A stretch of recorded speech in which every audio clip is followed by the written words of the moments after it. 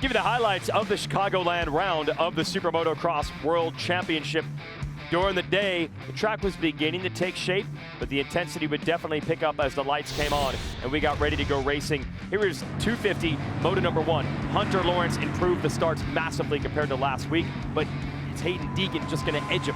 Yeah, those outside gates were working pretty well because guys were able to carry their speed around that sweeping left-hand first corner. Lawrence up into second, battling with Deegan. They've been fighting it out all year. Justin Cooper and several other riders go down. Yeah, Justin Cooper, number 32 there, tangling with rider DeFrancisco, number 75 on that Monster Energy Kawasaki. Hated to see that because Justin Cooper is plenty capable of running up front. Deegan, a mistake in that left-hand corner, doesn't have the speed to jump the big finish line double, and that puts Lawrence to the lead. Yeah, he leaned that bike over just a little too much, and as he did that, it kind of grabbed his left foot and almost pulled him off the back. And then Joe Shimoda catching fire late. Here he makes the move on Tom Vial, and he's not done. Yeah, what an incredible ride for Joe Shimoda, coming up through the pack, making some key passes that might pay dividends for this World Championship. There he is around Deegan, and he still wasn't done. He began to close the gap on Hunter Lawrence. Last lap, though, watch this. Yeah, the uppercut by the handlebar, Renthal handlebar of Joe Shimoda's machine. To the chin, and that slowed him up, and that allowed Hunter Lawrence to put this one on ice. It was over as far as Moto 1 was concerned. We go to Moto number 2, another good start for Lawrence, but all the way from that outside gate again, this time Justin Cooper. Yeah, fabulous start for Justin Cooper, and he's had a rough start even last week. The SMX playoffs back in Charlotte, and then the first Moto, you saw him going down with rider DeFrancisco. Shimoda gets inside here on the number 30 of Lawrence. That was a key pass. He was looking great early. Well, the intensity level from Joe Shimoda was out of sight. Here's Lawrence trying to come back on him, though. Yeah, Hunter.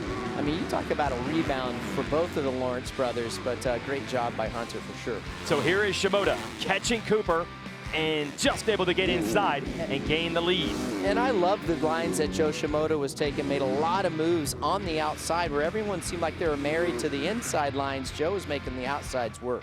Here comes Hunter Lawrence. He's trying to follow Shimoda through and win today overall. Key pass on Cooper.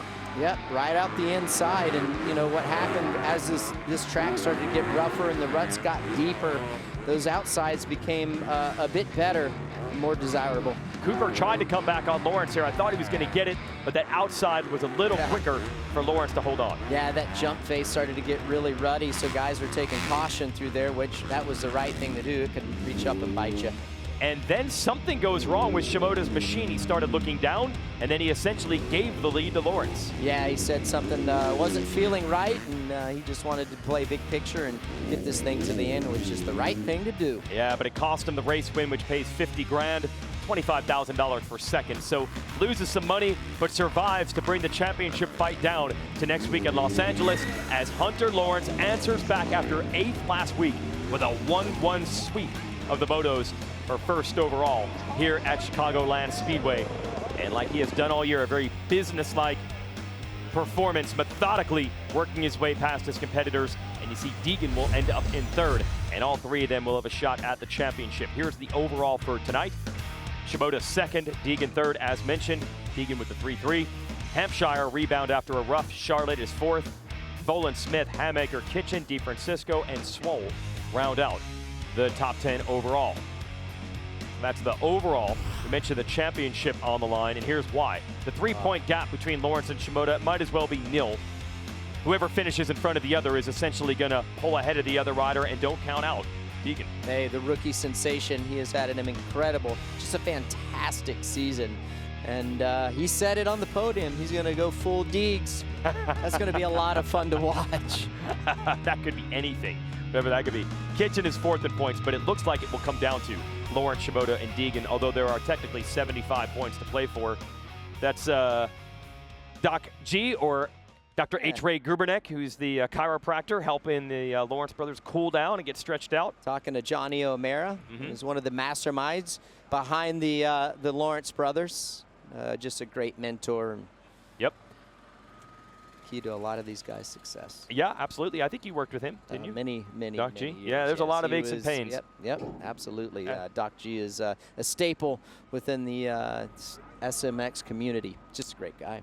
So the Lawrence brothers are going to need all the help they can get because Joe Shimoda, Chase Sexton, Ken Roxon, Hayden Deegan, we've essentially got 6 riders in contention if they win to win these 2 championships. Dream scenario for us to watch this. 100%. And for our fans. I mean, like I said, when the SMX World Championship came to fruition, I was like, man, could you imagine if it went down the way that we were hoping for, and it has. Now we got a winner-take-all with 3 guys in the 450 class, 3 guys in the 250 class. And, you know, we always talk about executing and all that fun stuff. And next weekend, you have to. It's win or go home for the most part for the SMX inaugural SMX World Championship. And if that doesn't make it historic enough, we have not announced where we're going to race these races next year. I don't know if we're going back to the Coliseum. This could be your once-in-a-lifetime chance to see a Supercross type race there, and with these titles on the line, you want to be there in person. Proud member of Team USA, RJ Hampshire. A little bit better night tonight than Charlotte. I know that was not that hard to do. But, yeah, tell us a little bit about your night tonight and obviously being the newest member of Team USA. Yeah, man, just last weekend was a struggle. It was all around. I've never felt so lost on a dirt bike, and that was just the goal today, is show up and be healthy enough on Saturday to go out and perform. Went P1 in qualifying, which I believe is my first pole all season, really. Had good speed, but, man, it's tough out there. Like, dude, we're going the same speed and nowhere to really pass. Like, it was kind of just follow the leader. But, yeah, much better weekend, though. So we have a lot of positives to take away from it. And then, of course, yeah, Nations is a massive goal of mine. I was picked in 21, and then we ended up not being able to go because of COVID. So, yeah, just trying to put that in the back of my mind these last 2 races. Like, look, you know, we have something that I'm really looking forward to. But, man, I'm looking forward to LA, too. Like, I feel like I have a good Supercross setting. I raced today on a Supercross setting. LA will be more Supercross style.